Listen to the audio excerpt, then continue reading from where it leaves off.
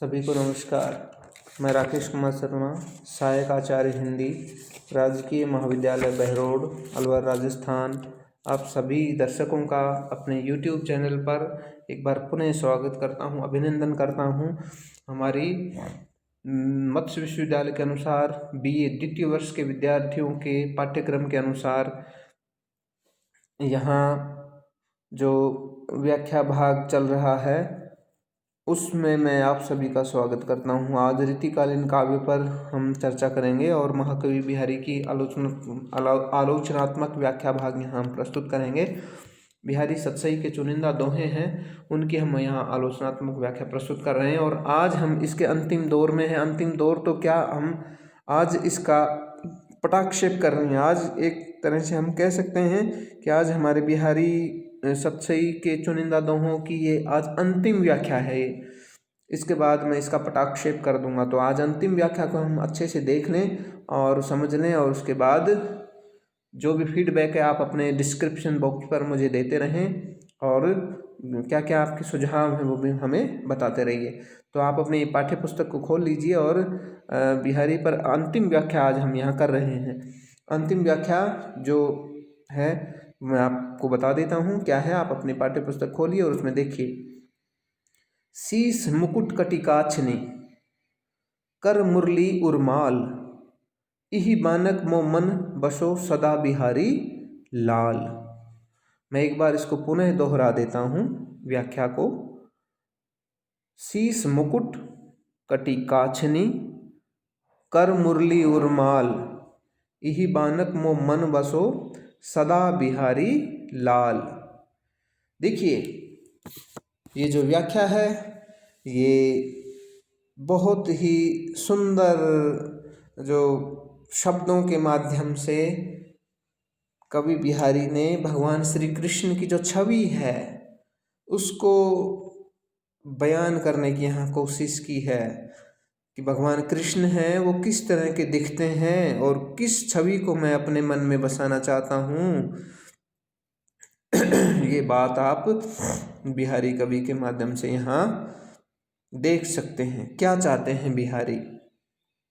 यदि मैं सप्रसंग व्याख्या की बात करूं तो सप्रसंग व्याख्या शुरू करने से पहले मैं बता दूं कि ये जो दोहा है ये बिहारी कवि का एक तरह से भक्ति का भी दोहा है और श्रृंगार का भी दोहा है। कृष्ण का जो रूप है, सुंदर रूप, उसको वो अपने मन में बसाना चाहते हैं कवि बिहारी। तो किस तरह के रूप को वो बसाना चाहते हैं आप यहाँ देखिए। शीस मुकुट कटिकाछनी, प्रसंग यहाँ मैं बता दूँ आपको। प्रसंग ये है कि भगवान श्री कृष्ण का जो सुंदर रूप है, जो उनका मनमोहक रूप है, उसको कवि बिहारी अपने हृदय में बसाने के लिए उनसे विनय कर रहा है। भगवान से, कृष्ण से विनय कर रहा है कि आप मेरे मन में आकर बसो हे बिहारी, हे कृष्ण मुरारी, बसो मन में आके बिहारी के। देखिए कैसे।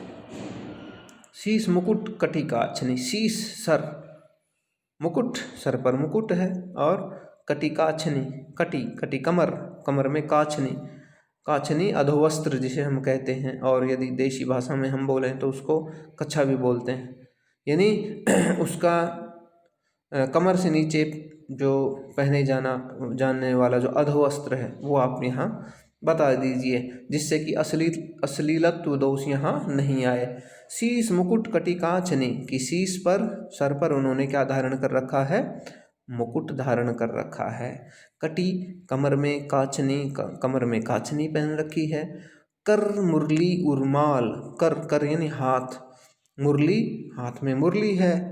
उर्माल और उर हृदय में, गले में क्या है, माल माला है, पीत वर्ण की माला है, वैजंती माला।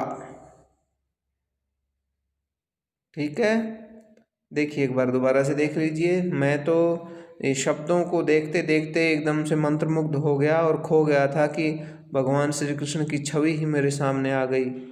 छोटा बाल रूप है उनका, शीस मुकुट, सिर पर मुकुट है। कटी, कमर में काचनी है। कर मुरली, हाथ में मुरली है। उर्माल, और कर मुरली, हाथ में मुरली है। और उर्माल, उर यानी हृदय में उन्होंने वैजंती माला धारण कर रखी है। दूसरी पंक्ति देखिए, इही बानिक मो मन बसो सदा बिहारी लाल।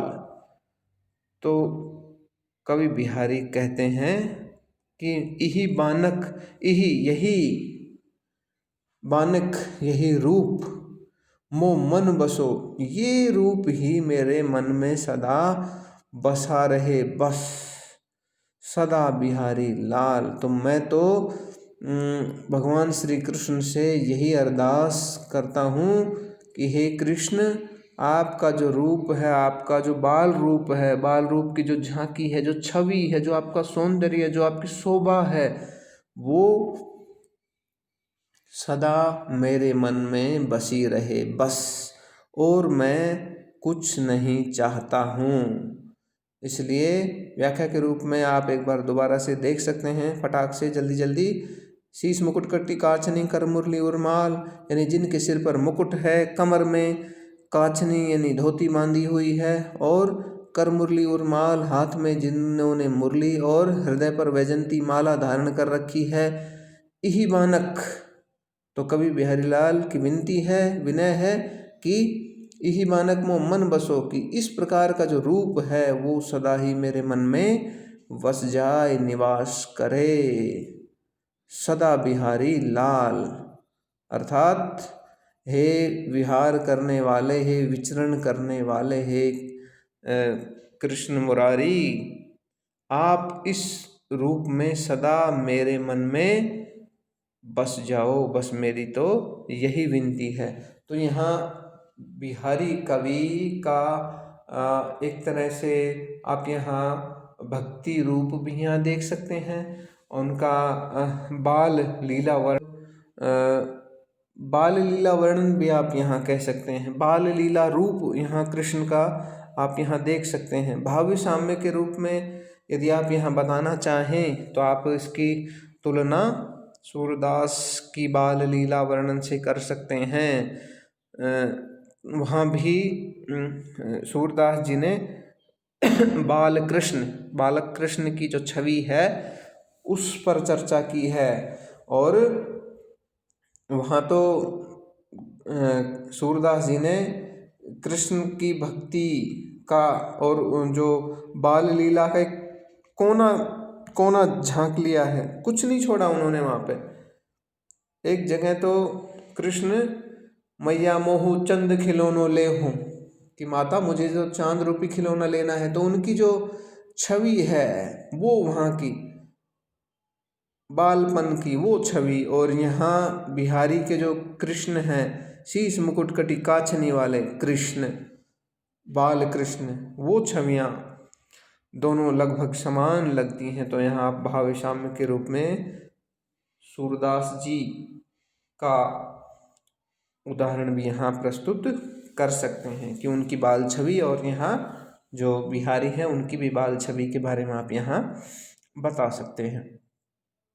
और विशेष के रूप में और यदि आप बताना चाहें तो बता सकते हैं कि बिहारी वैसे तो श्रृंगार के कवि हैं, लेकिन फिर भी जब भी उन्हें कभी अवसर मिला या समय मिला तो वो भक्ति करने से उनका परहेज नहीं था।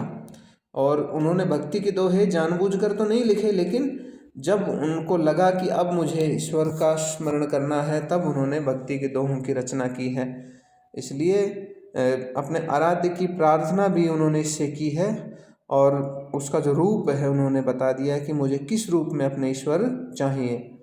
भगवान श्री कृष्ण का ये जो वेश है उनका गोप वेश, एक तरह से छोटा बाल कृष्ण, और वे गोपियों के साथ जो रासलीला उन्होंने की है उसमें जो मग्न रहते हैं।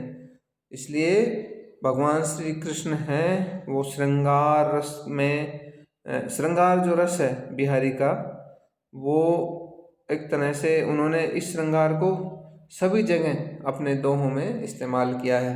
इसलिए श्रृंगार है वो रसराज कहलाता, इसलिए कवि बिहारी भी रसराज के नायक कहे जाते हैं। श्रृंगार का इन्होंने भरपूर इस्तेमाल किया है, इसलिए यहाँ पर आप अनुप्रास, श्लेष आदि अलंकार आप यहाँ बता सकते हैं। तो इस प्रकार से ये व्याख्या हमारी अंतिम व्याख्या के रूप में यहाँ प्रस्तुत है। और अब हम बिहारी की व्याख्या श्रृंखला का यहाँ पटाक्षेप कर रहे हैं। इस व्याख्या भाग में आपको कहीं भी कोई समस्या आई हो तो आप मुझे डिस्क्रिप्शन बॉक्स में लिख सकते हैं, कमेंट कर सकते हैं, जिससे कि हम आगे अपनी व्याख्या भाग में आने वाले समय में कुछ सुधार कर सकें। आप इसे अच्छे से पढ़िए और परीक्षा में जाने से पहले देख लीजिए। आज मैं इस व्याख्या भाग को यहीं समाप्त करता हूँ। तब तक के लिए जय हिंद, जय भारत।